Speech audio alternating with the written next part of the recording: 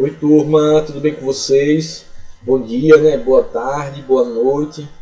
Espero que estejam bem, se cuidando, né? Esteja tudo bem com todo mundo. Na aula passada a gente começou, na penúltima aula, né, a gente começou a falar sobre o reino dos animais, né? Então falamos das características gerais dos animais, falamos bastante sobre o processo que define, né, os animais, falei um pouco sobre a questão da embriologia, né, que é uma característica bastante diferente dos animais, né? A formação da blástula, gástrula e por aí vai. Falando lá do sistema nervoso e entre outros aspectos que envolvem os animais, né? Na aula passada a gente começou a falar sobre o primeiro grupo de animais, né? Que provavelmente foram os primeiros animais a existirem, né? Que é o filoporífero, né? Que vai estar as esponjas do mar, as esponjas marinhas, né? E vimos bastante um pouquinho sobre eles, né? São animais bastante simples, que não possuem tecidos, né? São grandes como se fosse um conglomerado de células, mas não formam tecidos. São organismos bem simples, filtradores, que fazem a digestão intracelular. Eles não chegam nem a formar, né, a gástrula diblástica ou triblástica, né? Eles são praticamente, a partir da blástula se forma aquele organismo que tem poucas células que desempenham uma série de funções. Na aula de hoje a gente vai começar a falar sobre um segundo filo, né, que é o filo Cnidaria, que antigamente, e que vocês ainda podem se deparar, porque às vezes para a educação básica demora milhares de anos para que os conceitos se atualizem, né? Antigamente se falava dos Cnidários, ainda chama eles dos selenterados. Que na realidade o segundo salenterados ele não existe mais, né? Hoje em dia a gente fala do filo Cnidaria, porque os antigos salenterados eles foram desmembrados em dois grupos, né? Que é os Cnidários, né? E os quitinéforos, né? Os quitinéforos, inclusive, no grupo dos quitinéforos que existe o maior animal do mundo, né? Que foi identificado recentemente. Aí como na educação básica geralmente a gente não estuda os quitinéforos, aí eles falam de salenterados porque jogam o quitinéforo dentro. Mas hoje em dia a gente é separado e o que a gente estuda mesmo é o filo dos quinidários. Certo? Que os quinidários é o grupo que reúne a água-viva, a caravela, a anêmona do mar, o coral. Então o filo quinidária é que vai ter todos esses representantes aí, bonitões aqui, a vespa do mar, a água-viva, a anêmona do mar, a caravela, a hidra e aqui onde eu estou na minha cabeça o coral, né? Que formam os recifes de corais. Então, esses organismos aqui bonitões são organismos que pertencem ao filo Cnidaria, né? Tendo uma variedade distinta dentro desse filo, uma variedade distinta de organismos. Então o filo Cnidaria, né? Ele reúne esses organismos todos aí que a gente chama dos quinidários, né? Que são animais que são aquáticos, exclusivamente aquáticos, né? O que caracteriza eles é um corpo mole e gelatinoso, com exceção do coral, né? Mas quando eu falar da classificação, né? E falar deles aqui, eles têm essa diferençazinha aí dessa carapaça formada por substância que ele fica mais duro, né? Mais calcificado. Mas por dentro, mesmo assim, ele tem essa mesma estrutura, né? Que é esse corpo mole e gelatinoso, né? São todos eles exclusivamente aquáticos, certo? Então a gente tem que acreditar que tem pouco mais que 11 mil de espécies de quinidários, né? A maioria delas é marinha, e tem muitas poucas espécies que são ducícolas, né? Ou seja, que vivem em ambiente de água doce, que vivem em lagos, rios, né? E locais de água doce, principalmente. Mas a grande maioria, assim como dos poríferos, são organismos de ambiente marinho, ou seja, de água salgada, salobra, né? Os quinidários, o caracterizar deles, eles são conhecidos por causar aquelas queimaduras, né? Quem nunca na praia, uma água-viva, se enrolou e pegou uma queimadurazinha de água-viva na perna, né? Eles são conhecidos por causar essas queimaduras e irritações na pele, né, que às vezes a pessoa pode ter muita dor, às vezes as pessoas podem ter reações alérgicas, variando de espécie para espécie. A pessoa pode até parar no hospital, vomitar, ter febre. Tem alguns casos de uns quinidários muito potentes aí, lá pro lado da Austrália, onde estão os bichos mais violentos para matar as pessoas, né, que tem alguns que podem até levar até a morte da pessoa. Né. Essa característica aí, inclusive, que dá nome ao filo, né, é de causa de uma substância que vai estar presente nesses tentáculos, nesses fios, né, que é esse tipo de célula, né, que a gente chama do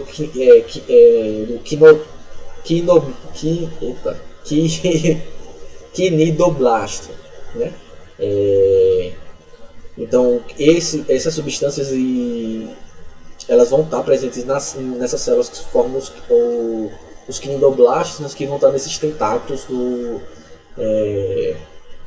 nos tentáculos desses organismos, né, nesses fiozinhos que estão aí, né? Então esse quinidoblasto, né, ele significa ortiga, né? Ela vem do grego. E o termo quinidário justamente ele vai se referir às propriedades urticantes dessas células, dos quinidoblastos, né? Tem alguns autores também que podem chamar de quinidócitos, certo? Então você já ouviu falar de quinidócitos ou quinidoblastos, ele está se referindo a essas células que produzem essa substância urticante que causa essa sensação de queimação, de ardência, que é característica dos quinidários, certo? Aí vai variar de espécie para espécie. Tem algumas que podem causar paralisia, né? Inclusive na alimentação eles podem paralisar suas presas e se alimentar. Né? Os quinidários são animais mais antigos, né? Da escala zoológica a apresentar o que a gente chama da cavidade corporal, ou seja, uma cavidade interna, uma cavidade gastrovascular, onde ocorre parte da digestão do alimento. Né? Então, a profissão, mas não tinha lá o ácido dos poríferos, mas lembre que o ácido dos poríferos ele não era uma cavidade corporal no sentido de fazer a digestão. A digestão dos poríferos era uma digestão intracelular, exclusivamente intracelular. Nos quinidários, né, eles já vão ter uma cavidade gastrovascular interna que vai atuar em parte da digestão dos alimentos. Né? Foi exatamente nessa presença dessa cavidade que inspirou também um dos nomes do filo, né? Que também eles podem chamar de coleterada, né? Que vem dessa cavidade interna. Mas isso não existe não, gente, é só por curiosidade, certo? Esqueça isso, para não confundir vocês, certo? Lembre lá do quinidário, do quinidoblasto e do quinidócito. As anêmonas do mar, com relação à movimentação, né, eles têm alguns organismos que são livres nadantes, certo? Podem nadar, se deslocar na coluna d'água, e tem alguns que são sésseis, como os poríferos, que é o caso dos corais. Os corais são sésseis, certo? Ou seja, vivem fixados no substrato, seja no fundo marinho, seja em rochas, em outros corais, por exemplo. As águas-vivas, as caravelas e a vespa do mar, né? Elas flutuam, né? Se deslocam para a corrente d'água, mas também conseguem nadar.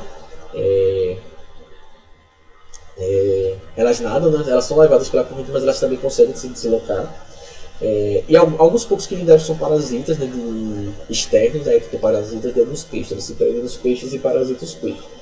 Alguns autores eles colocam a anêmona do mar, que é essa aqui de cima, a casa lá do Nemo, do filho do pai do Nemo, que também se consideraram sésseis. Mas algumas anêmonas elas conseguem fazer um movimento de cambalhota, né? Elas vão dando cambalhota e vão rolando no fundo marinho. Então eu fico meio assim dizer que a anêmona é um animal sésseo. O coral com certeza. Mas que a anêmona é sésseo, ela vive boa parte do tempo fixa no substrato. Mas tem algumas anêmonas que elas conseguem sair dando cambalhota e de um lugar para o outro. Né? Então eu já vi muito isso. Né? Então tem alguns autores que colocam ela junto com os corais como sésseis, certo? Mas aí é de avaliar de questão para questão. Então, por exemplo, a questão, dentre os quinidários sésseis estão a letra A, anêmona e coral, letra B, vespa do mar e água-viva. E aí se tiver uma alternativa que seja anêmona do mar e coral, aí você marca, né? Agora, se tiver uma questão, a letra A, anêmona do mar, letra B, coral, você vai no coral com certeza, certo? Aí tem que avaliar de questão para questão. Aqui não é física nem matemática, né? Então a gente tem que ter várias exceções que a gente tem que tomar cuidado, né? Mas estou falando isso, que tem que tomar esse cuidadozinho aí, certo? Com relação à organização corporal dos quinidários, eles podem assumir basicamente duas formas, né? Na maioria deles, né, das espécies de quinidários, ele, no seu ciclo de vida, ele apresenta as duas formas corporais, né? Que é a forma de pólipo, que é aquela lá, a primeira da esquerda, e a forma de medusa, que é essa aqui que a gente está vendo aqui, certo? Então a gente vai ver lá na reprodução que a maioria deles faz um ciclo de alternância de gerações, né? Então a parte da vida está na estrutura no formato de pólipo, e parte da vida ela está na estrutura de medusa, que esse aqui, a medusa é da água viva, da vespa do mar, da caravela, e o pólipo é a estrutura do coral, da anêmona, né? Basicamente, o pólipo é a medusa invertida, é basicamente isso. Mas as estruturas deles são as mesmas. A medusa ela é livre nadante, né? Ela está se deslocando na água, e o pólipo geralmente ele está fixado no substrato, né? Então a forma de pólipo, né, ou polipoide, ela lembra esse cilindro, né, com a base dela fixada no substrato, submerso, né, e o topo dela está livre, né, onde está então a presença dos tentáculos, né, onde estão os tentáculos e a boca. Né. Então as anemonas do mar, por exemplo, tem um corpo no formato de pólipo.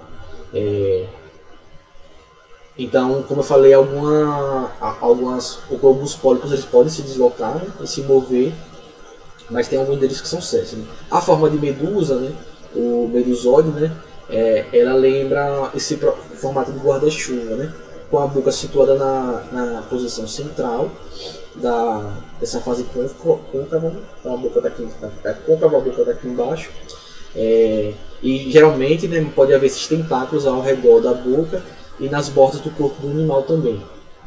É como se fossem as franjas, né? Umas franjazinhas, as franjas do guarda-chuva, né? Então a água viva, né, são quinidários medusóides, né, que são muito conhecidos, né, que são capazes de nadar bastante, né, com eficiência pela contração do corpo, como se fosse um jato d'água, né.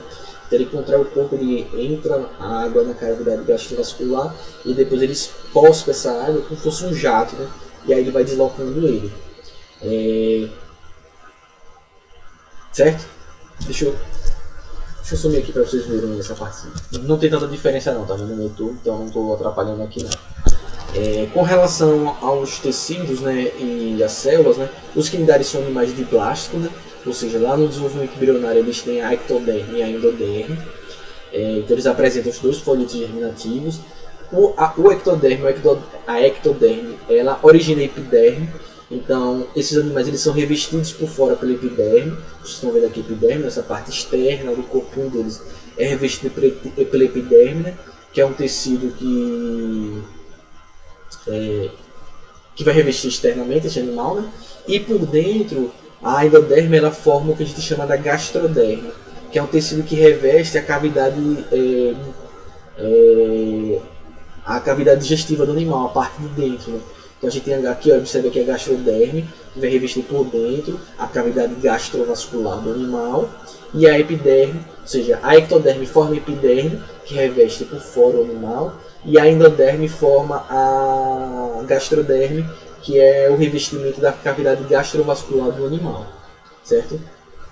Unindo esses dois tecidos, a gente tem a mesogleia, que é essa parte que vai estar entre esses dois tecidos, certo? Que é essa massa gelatinosa que eu falei no começo, caracteriza os animais, né? Que essa massa ela vai sendo secretada por algumas células que estão presentes na epiderme e na gastroderme, né? E aí essa mesogleia ela dá suporte ao corpo do animal, né? Ao corpo do animal, né? Constituído assim, pode pensar num esqueleto, né, elástico e bastante flexível. A cavidade que delimita a mesogleia, onde ocorre a digestão, parte da digestão dos animais, é essa cavidade gastrovascular. Então a gente tem a cavidade gastrovascular, onde vai ocorrer parte da digestão, mais para frente a gente fala um pouco da digestão, a epiderme que reveste externamente, a gastroderme que reveste a cavidade gastrovascular, a mesogleia que vai preencher, né, estrutura gelatinosa que dá sustentação ao corpo do animal, que é secretado por algumas células da epiderme e da gastroderme. A cavidade gastrovascular, onde vai acontecer parte da digestão, e a boca. Esses animais eles apresentam boca, certo? Eles são animais protostômicos. Qual que era o protostômico? Que o blastóporo, que é aquela cavidade que se forma na gástrula, ele dá origem à boca do animal. Então eles são protostômicos. Eles têm boca, eles não têm ânus, certo? Então os restos dos alimentos saem pela boca, certo? Então eles não têm ânus. Que a gente costuma classificar eles como um sistema digestório incompleto. Ou seja, você tem boca, mas não tem ânus. Então, por onde o alimento sai, por onde o alimento entra é quando ele sai. Então eles são diblásticos e protostômicos. O blastóporo dá origem à boca e eles não formam ânus depois, certo? Então essas são as duas estruturas corporais que a gente pode ter nesses animais. Quais são as células da epiderme? Quais são as células que estão presentes na epiderme desse animal, né? Desses animais. Então, a epiderme do quinidário é formada por diversos tipos de células. Acho que as principais são as células mioepiteliais epidérmicas, que é essas verdezinhas aqui, que estão escritas aqui, são as células mioepiteliais. Ficou meio clarinho, estou achando que ficou meio clarinho. São as células mioepiteliais epidérmicas, são essas verdes aqui, tá bem aqui. As células intersticiais, que é onde justamente eu estou aqui, deixa eu sumir. Então aqui vocês estão vendo aqui onde está a minha cabeça, que são as células intersticiais, certo? Temos as células sensoriais também, e temos os quinidoblastos que eu falei para vocês, certo? Então essas são as principais células que a gente vai ter. As células mioepiteliais epidérmicas, as células intersticiais, que era aqui onde eu estava, as células sensoriais e os quinidoblastos. São as células principais que vocês precisam saber aqui das células da epiderme. As células mioepiteliais, elas têm esse formato cúbico, como vocês podem ver aí, e elas, além de servir de revestimento, elas possibilitam a contração do corpo do seu animal. Daí esse termo, né, mioepitelial, porque ela reveste, esse mio viria de músculo, né? Por exemplo, miocárdio é o músculo do nosso coração. Então na hidra, por exemplo, essas células elas apresentam fibras contrácteis, né, que é orientando no sentido do comprimento do animal. Que para as hidras elas fazem esse movimento já a gente vê as hidras, né, certo? Na classificação elas encolhem e esticam. Por exemplo, na água viva, essa movimentação serve para ela poder se deslocar, né? Na água viva, na coluna d'água, né? Absorver água para a cavidade gastrovascular e cuspir essa água para ela sair nesse jato de água. Então essas são as células mioepiteliais que revestem e vão fazer esse processo de contração para a movimentação do animal. As células intersticiais, que são essas aqui que eu estava em cima, elas são bem pequenininhas, praticamente não dá para ver no esqueminha, esses pontinhos bem pequenininhos, e se localizam na base dessas células mioepiteliais, né? Então, por serem células totipotentes, ou seja, elas são capazes de originar os diversos tipos de células no quinidário, né?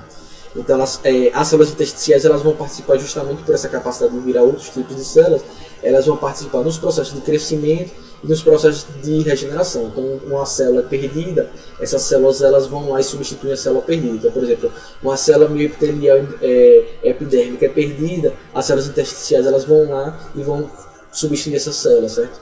A parte desses processos regenerativos. As células sensoriais são células que são capazes de perceber os estímulos ambientais.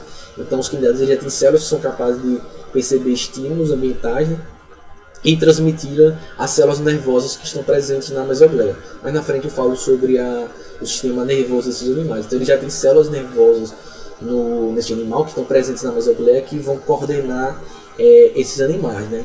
Alguns tipos de anemo, né, de água-viva também, por exemplo, tem algumas células sensoriais que já são até capazes de captar a luz, ou seja, intensidade luminosa, se tem muita luz ou se tem pouca luz, certo?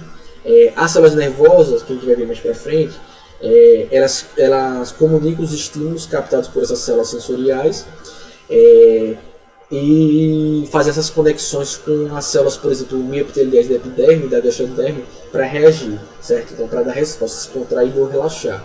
Então, essas células sensoriais captam o estímulo, passam ele para as células nervosas, essas células nervosas comandam as células microepiteliais para se contrair e relaxar como resposta a esses estímulos. A gente também tem algumas células glandulares Vocês estão vendo lá amarelinha lá em cima, né? Essas que eu falei são as principais, certo? Mas a gente tem células glandulares, que são aquelas amarelinhas lá do outro lado, na epiderme, que elas são responsáveis por secretar alguns muco, né? Que vai servir para lubrificar o corpo do animal.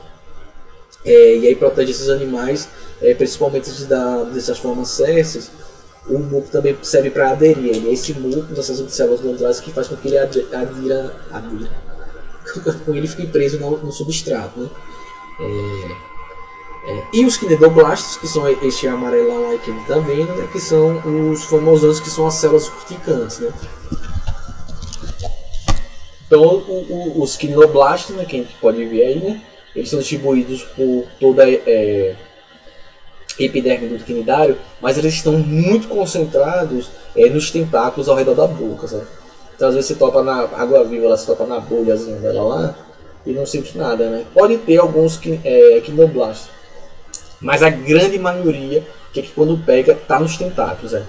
Então o quinidoblastos ele apresenta no seu interior uma cápsula ovoide, que vocês podem ver ali, aquela cápsulazinha, tá vendo que está enrolado, que tem um nematocisto, que é nesse nematocisto que contém esse líquido tóxico que ele está lá concentrado sob pressão, né, que ele chama da quínida ou do nematocisto, certo?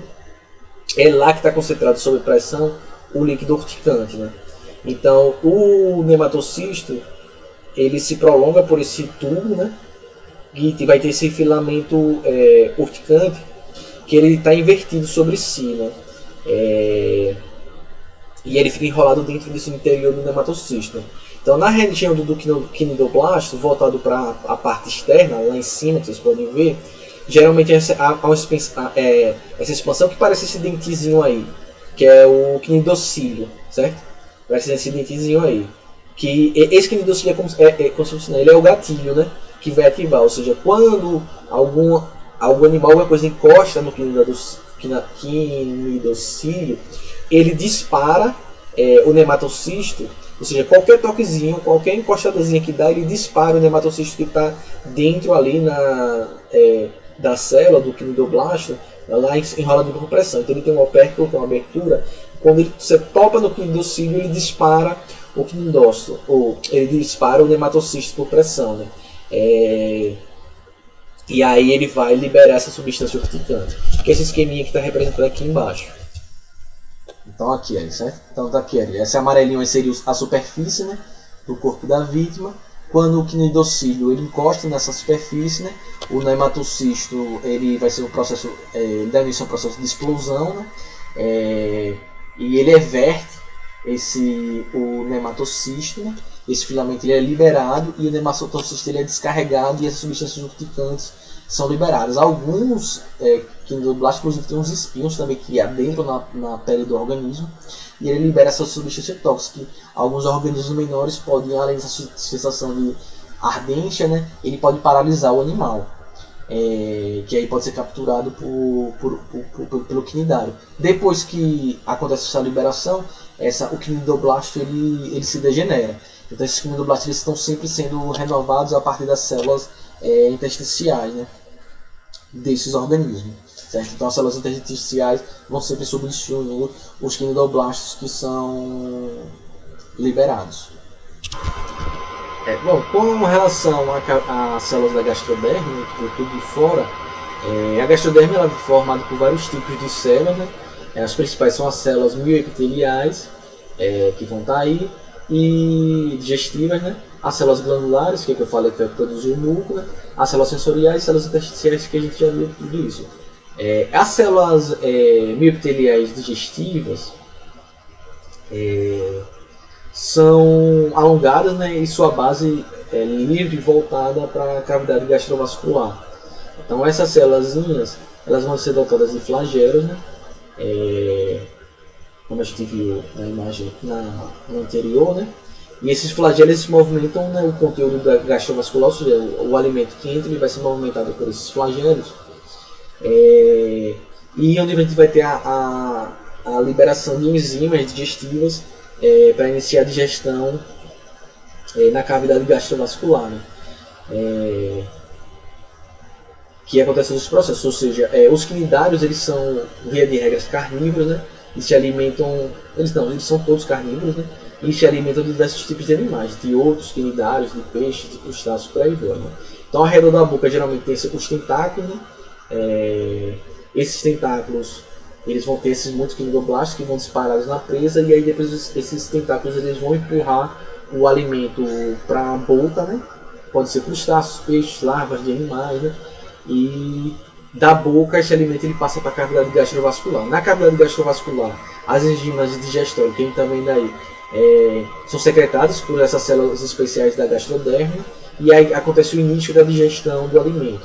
Então, o início da digestão do alimento nesses animais é uma digestão extracelular, ou seja, acontece fora das células, na cavidade gastrovascular.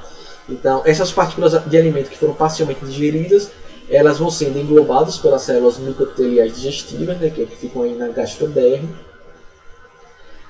e é onde acontece o fim da digestão, a digestão se completa.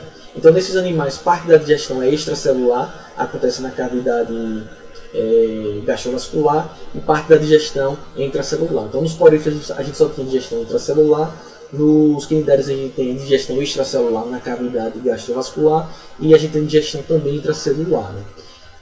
Então, os produtos dessa digestão elas vão sendo distribuídos pelas células do corpo no processo de fusão, certo? Então, a célula vai passando para outra, não tem necessariamente um sistema de transporte, né? Ou seja, um sistema de circulação nesses animais. A cavidade gastrovascular, aquele alimento que não foi digerido, ele sai pela boca mesmo. Por isso que a gente diz que esses animais, eles são animais de um sistema digestório incompleto, porque só tem a boca e não tem ânus. Certo? Apesar de serem carnívoros, né, tem muitos quinidários que eles vivem em associação mutualística com algas, né, unicelulares, que são fotossintetizantes e que produzem nutrientes que são aproveitados pelo animal, né? Então, alguns desses... a hidra, por exemplo, faz essas combinações com os zoocloretas, né? Essa endossimbiose que a gente viu lá atrás nas algas. E a gente também tem alguns casos de algas, né? Principalmente nos flagelados, que são as zooxantelas, que também se combinam com os corais, né? Que geralmente dão as cores aos corais, né? Com relação à coordenação nervosa nos quinidários, a gente tem uma série de células, né, que são capazes pelos movimentos, né, que eu falei das mioepiteliais, as células mioepiteliais, e quem coordena esses movimentos nos quinidários é uma série de eles não formam nenhum órgão do sistema nervoso, mas eles têm uma série de células nervosas que vão processando os estímulos recebidos, que vão coordenando os movimentos, né? Então a gente disse que o sistema nervoso dos quinidários é um sistema nervoso do tipo difuso, certo? Ou seja, eles têm células nervosas de forma difusa, espalhada, que coordenam e dão resposta aos estímulos externos. Com relação à classificação dos quinidários, a gente vai ter a classificação principalmente esses três grupos aqui, que são os hidrozoários, né? Das hidrozoas, né? Que é o predomínio de formas polipóides, que é o caso da hidra, que é aquele pequenininho amarelinho lá, mas também tem formas coloniais, que é o caso das caraveras, das fisálias e caraveras. Ou seja, na hidrozoa a gente tem o predomínio do formato de polipóides, mas tem formatos de medusa, que são colônias, a caravela. A caravela é uma colônia, ou seja, ela é formada por vários organismos. Então os tentáculos é um organismo, aquela bolsa da mesogleia é outro indivíduo, ou seja, são vários indivíduos formando essa estrutura de caravela. Os sifozoários, a gente tem a forma predominante o predomínio das medusas, né? Os sifozoários é o que a gente chama da água-viva, né? A caravela é hidrozoário, né? Que é uma colônia, e os sifozoários, que é o caso da água-viva. E a gente tem os antozoários, né? Que os antozoários a gente só tem o formato de pólipo, ou seja, não tem o formato de medusa, que é o caso da anêmona e dos corais. Então tem um coral em cima e uma anêmona embaixo, certo? Com relação à reprodução desses animais, eles podem se reproduzir de forma assexuada pelo processo de brotamento, bem semelhante ao que a gente estudou lá nos poríferos. Mas o mais famoso que cai nas provas bastante é um caso de alternância de gerações, que nem a gente viu lá nas plantas, né? Tem uma parte sexuada e tem uma parte assexuada. Essa reprodução de alternância de gerações por metagênese é o bem comum, é um que é bem cobrado, que tem nas provas. Então você tem lá as medusas adultas, né? São animais dioicos, ou seja, tem o sexo biológico masculino, que vai produzir o espermatozoide, e tem a do sexo biológico feminino, que vai produzir os óvulos. Então a medusa macho, vejam lá, elas liberam os espermatozoides na água, esses espermatozoides eles se deslocam até as fêmeas, ele entra pela boca e lá na cavidade gastrovascular ele vai fecundar o óvulo. Então a fecundação é interna, porque a fecundação acontece dentro do corpo, do organismo. Essa fecundação vai formar o zigoto, vai formar lá o embrião, e do embrião vai ter a liberação de uma larva. Essa larva a gente chama de plânula, ou seja, se tem essa fase de larva, significa dizer que o desenvolvimento é indireto. Essa larva ela nada na água, desenvolvimento indireto, que tem a fase de larva. Essa larva ela se fixa no substrato, numa pedra, no substrato, no fundo marinho, e ela vai sofrer um processo de metamorfose e formar uma estrutura de pólipo. Então tem a fase de medusas adultas, a plânula, essa larva ela dá origem aqui que a gente chama do cifistoma. Esse nome vai variar de espécie para espécie, mas o que é interessante saber é que ela forma a estrutura de pólipo. Na estrutura de pólipo a gente vai ter um processo que a gente chama de estrobilização. O que é esse processo de estrobilização? É um processo de divisão transversal. Então esse pólipo ele começa a se segmentar de forma transversal. Este processo de segmentação de estrobilização vai liberar o que a gente chama de éfiras. O que são éfiras? São medusas imaturas, ou seja, são medusas que não estão maturas sexualmente. Então, quando ela sofre essa estrobilização, com essa divisão transversal, ela começa a liberar cada ponto dessa de separação que vocês estão vendo aqui, vai liberar uma éfira, uma medusa imatura, ou seja, uma medusa jovem. Então, ela vai liberando essas éfiras, libera todas até desaparecer esse pólipo, e essas éfiras depois elas vão se desenvolver e formar um indivíduo adulto. Então as medusas adultas há a parte sexuada, formação de gametes, e aqui na estrobilização a gente tem a parte assexuada dessa reprodução aqui por metagênese ou por alternância de gerações. Alguns pólipos eles se reproduzem de forma assexuada a partir da estrobilização, ou seja, eles só fazem essa divisão transversal e formam novos indivíduos. Mas o mais comum que a gente tem, que mais cai em prova em questão geralmente, é essa reprodução aqui por alternância de gerações, certo?